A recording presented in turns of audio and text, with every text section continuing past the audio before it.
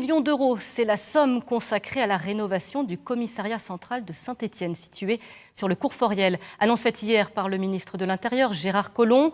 Vétustes, les locaux sont souvent pointés du doigt par les syndicats de police. Il s'agit du deuxième investissement le plus important de la région Rhône-Alpes-Auvergne. Il s'accompagne également d'un investissement de 3,7 millions d'euros en direction du commissariat de Roanne.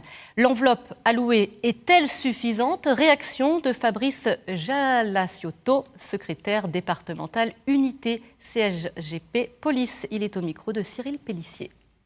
C'est déjà une décision qui va dans le bon sens, car ça va dans l'amélioration des conditions de travail de mes collègues.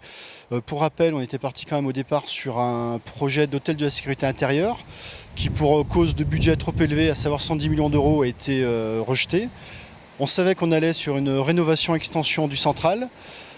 Alors, on peut dire qu'on est satisfait car on est dans les priorités nationales. Maintenant, on peut toujours avoir quelques doutes sur le fait qu'un commissariat neuf sera toujours plus fonctionnel qu'un commissariat rénové. Mais ce problème de locaux, de matériel, de manque de moyens, ça fait des années qu'on le dénonce. Il était temps qu'on soit entendu parce que c'est difficile de travailler dans ce commissariat. Il faut savoir que c'est donc un commissariat qui date des années 50.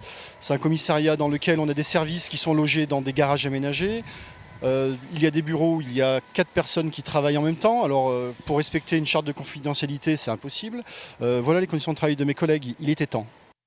Notons que 9 millions d'euros sont également consacrés à des travaux de rénovation des casernes de la gendarmerie de la Loire.